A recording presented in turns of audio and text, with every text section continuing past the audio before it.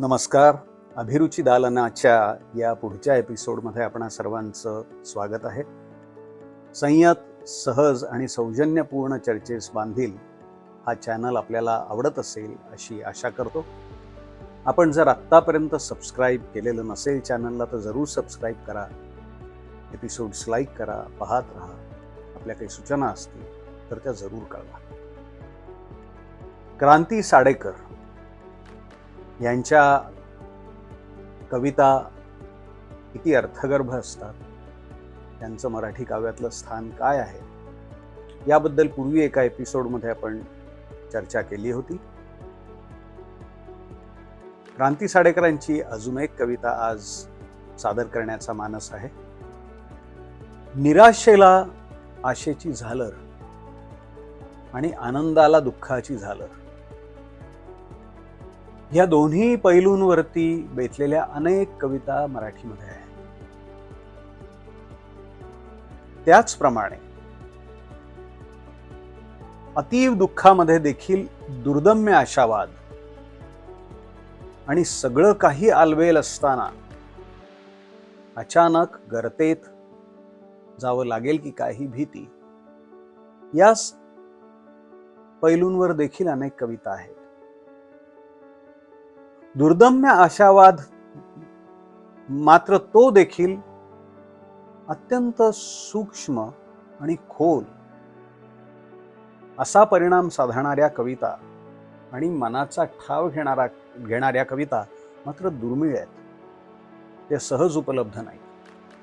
कारण तशी कविता लिहिण्यासाठी, त्या उत्तुंग दर्जाच्या सृजनासाठी कवित्वही तितकंच परिपूर्ण, परिपक्व असायला हवं जे क्रांती साडेकरांचं आहे. अशीच त्यांची एक कविता आज सादर करतोय. यातला जो दुर्दम्य आशावाद आहे आणि त्या मागे जी दुःखाची छाया आहे, तिचं वर्णन शब्दांमध्ये करता येणार नाही, जे कवयित्रींनी या कवितेमध्ये मात्र अत्यंत चपखल मोजक्या शब्दात साधलेला आहे. हे वृत्त आहे वनहरिणी, अष्टमात्र क्लय, पद्मावर्तनी वृत्त, 4 खंड, गा गा गा गा गा गा गा गा गा गा गा गा गा गा गा, 8 चोक 32 मात्रांची प्रत्येक ओळ असते आणि द्विपदी स्वरूपामध्ये लिहिलेली ही कविता आहे. आणि यामध्ये गझलेचा आकृतिबंध काहीसा आहे, मात्र ही कविता आहे.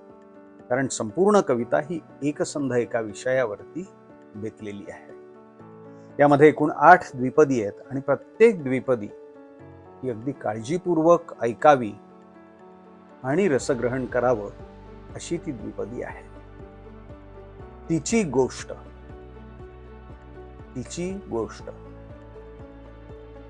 तिने सावली मागितली की धावत धावत ऊन जायचे. तिने सावली मागितली की धावत धावत ऊन जायचे. कणसातून दाणे भरताना तिचे मळे करपून जायचे. तिने सावली मागितली की धावत धावत ऊन जायचे. कणसातून दाणे भरताना तिचे मळे करपून जायचे. तिला 4 थेंबांची आशा, ढग तेव्हा नुसते फुगलेले. तिला 4 थेंबांची आशा, ढग तेव्हा नुसते फुगलेले. तिला भूल वर्षेची देऊन अर्ध्यातून परतून जायचे. पुनवतीने अंगावर घ्यावी तेव्हा चंद्राने रुसायचे. पुनवतीने अंगावर घ्यावी तेव्हा चंद्राने रुसायचे. जरा चांदणे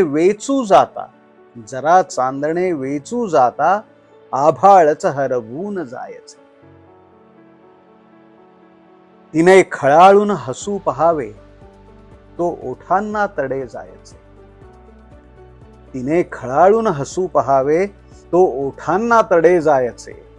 रडे आवरू म्हणताना ती रडे आवरू म्हणता नाती नेत्र भरून जरून जायचे. तिने खळाळून हसू पहावे तो ओठांना तडे जायचे. रडे आवरू म्हणता नाती नेत्र भरून जरून जायचे. तिने उन्हाची मैत्री केली.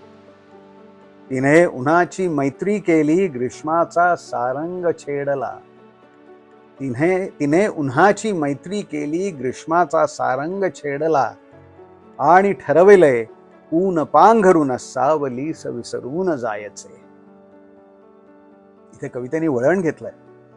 तिने उन्हाची मैत्री केली ग्रीष्माचा सारंग छेडला आणि ठरविले ऊन पांघरून सावलीस विसरून जायचे. तिला तिचा अंधार भावला. तिला तिचा अंधार भावला जन्मभराची अवस पावली. तिला तिचा अंधार भावला जन्मभराची अवस पावली. तिची निश्चयी नजर पाहता तिची निश्चयी नजर पाहता चांदणेच शरमून जायचे. हसू तिच्या ओठांवर आता येते केवळ तिच्याच साठी. हसू तिच्या ओठांवर आता येते केवळ तिच्याच साठी. तिने ठरविले हास्यालाही अश्रूंनी मढवून जायचे.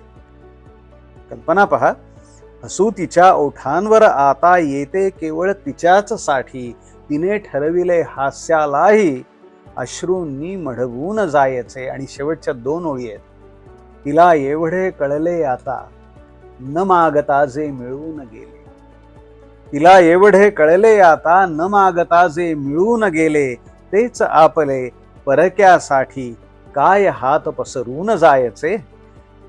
तिला एवढे कळले आता न मागता जे मिळून गेले. तेच आपले परक्यासाठी काय हात पसरून जायचे.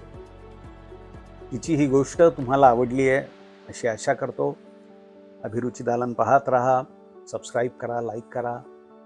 पुढच्या एपिसोडमध्ये पुन्हा लवकरच भेटू. तोपर्यंत खूप खूप धन्यवाद. आभार.